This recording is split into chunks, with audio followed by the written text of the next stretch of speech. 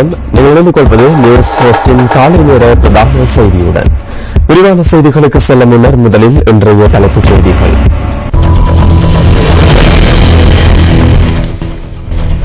தீப்பற்றி எறிந்த மின்பரப்பாக்கிகள் தொடர்பில் ஜப்பான் நாட்டு விசேட நிபுணர்களின் அறிக்கை 2 தினங்களில் சமர்ப்பிக்கப்பட உள்ளது.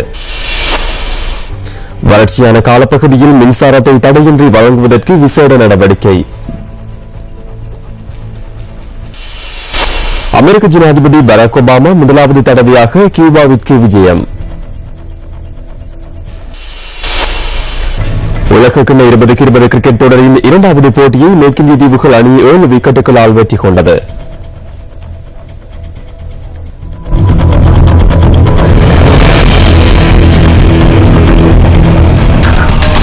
இனி விரிவான செய்திகள். தீப்பற்றி எறிந்த மின்பரப்பாக்கிகள் தொடர்பில் ஜப்பான் நாட்டு விசேட நிபுணர்களின் அறிக்கை 2 தினங்களில் சமர்ப்பிக்கப்பட உள்ளதாக மின்சக்தி மற்றும் மேல் புதுப்பித்தலுக்கான அமைச்சர் தெரிவித்துள்ளது. எரிந்த 2 மின்பரப்பாக்கிகளையும் ஜப்பான் நாட்டு விசேட நிபுணர்கள் சிலர் நேற்று பார்வையிட்டனர். வியகம மற்றும் கொட்டுகொட ஓபாத்த ஆகிய பகுதிகளில் உள்ள உபமின் உற்பத்தி நிலையங்களிலும் அவர்கள் பார்வையிட்டமை குறிப்பிடத்தக்கது.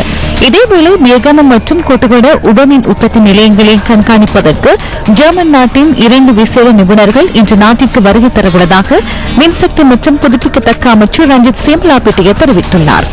மேலும் கடந்த வாரத்தில் மின்சாரம் தடைப்பட்டமை தொடர்பிலான அறிக்கையை தயாரிப்பதற்காக நியமிக்கப்பட்ட குழுவின் இறுதி பரிசீலனை நடவடிக்கைகள் இன்று பிற்பகல் இடம்பெறவுள்ளதாக பிரதி அமைச்சர் அஜித் பி பெரேரா கூறியுள்ளார்.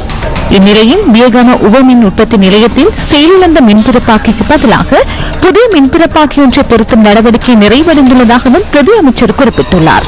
இதேவேளை வறட்சியான காலப்பகுதியில் மின்சாரத்தை தடையின்றி வழங்குவதற்கு விசேட நடவடிக்கைகள் முன்னெடுக்கப்பட்டு வருவதாக மின்சக்தி மற்றும் புதுப்பிக்கத்தக்க அமைச்சு தெரிவிக்கின்றது.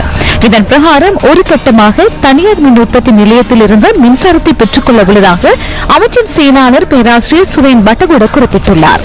குறிப்பாக ஒப்பந்தங்கள் நிறைவு பெற்ற புத்தளம், எமிலிப்பட்டிய, ஹோரண போன்ற மின் உற்பத்தி நிலையங்களிலிருந்து மீண்டும் மின்சாரத்தை பெறுவதற்கு உத்தேசித்துள்ளதாகவும் அவர் தெரிவித்துள்ளார்.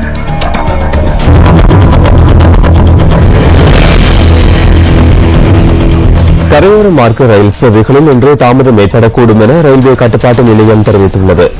வெள்ளவத்தை ரயில் பாலத்தை புனரமைக்கும் நடவடிக்கை முன்னெடுக்கப்படுவதால் தாமதம் ஏற்படும் எனவும் சுட்டிக்காட்டப்பட்டுள்ளது.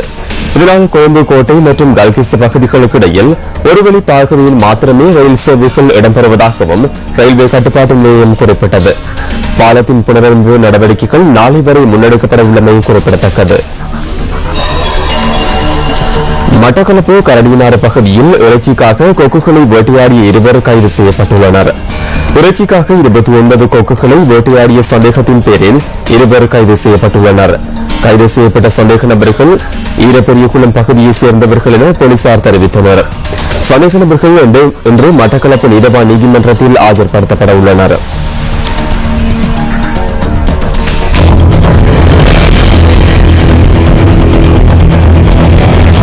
கந்தான நாகோட பகுதியில் தனது 6 வயது மகளை பாலியல் துஷ்பிரயோகம் செய்த தந்தையை தேடி விசாரணைகள் ஆரம்பிக்கப்பட்டுள்ளன. கடந்த 9ஆம் தேதி குறித்த சிறுமியை பாலியல் துஷ்பிரயோகத்திற்கு உட்படுத்தியதாக போலீசார் தெரிவித்தனர். சந்தேக நபர் குறித்த பகுதியிலிருந்து தப்பி சென்றுள்ளதாகவும் அவரை கைது செய்வதற்கான விசாரணைகள் ஆரம்பிக்கப்பட்டுள்ளதாகவும் போலீசார் குறிப்பிட்டனர். சந்தேக நபர் மதுபோதைக்கு அடிமையானவர் என அவரின் மனைவியால் வழங்கப்பட்ட முறைப்பாட்டில் குறிப்பிடப்பட்டுள்ளதாக போலீசார் தெரிவித்தனர்.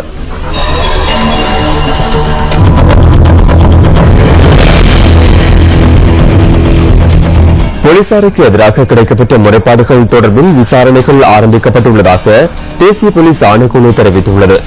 இதுவரை போலீசாருக்கு எதிராக 799 முறைப்பாடுகள் பதிவாகியுள்ளன. அவற்றில் பக்கசார்பாக செயற்பட்டமை மற்றும் முறைப்பாடுகள் தொடர்பில் உரிய நடவடிக்கைகளை முன்னெடுக்காமை ஆகிய காரணங்களை முன்வைத்தே போலீசாருக்கு எதிராக முறைப்பாடுகள் பதிவாகியுள்ளதாக தேசிய போலீஸ் ஆணைக்குழுவின் செயலாளர் ஆரியதாச குரே தெரிவித்தார். இதேவேளை போலீசார் தொடர்பிலான முறைப்பாடுகளை மாகாண அலுவலகங்களிலோ அல்லது தலைமை காரியாலயத்தில் முன்வைப்பதற்கு பொதுமக்களுக்கு சந்தர்ப்பம் வழங்கப்பட்டுள்ளதாக தேசிய போலீஸ் ஆணைக்குழுவின் செயலாளர் குறிப்பிட்டார்.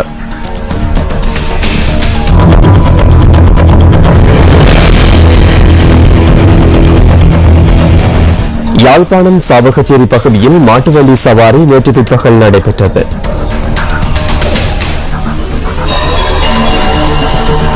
சரசாலை வடக்கு குருவிக்காட்டு பகுதியில் மாட்டுவண்டி சவாரி நடைபெற்றது.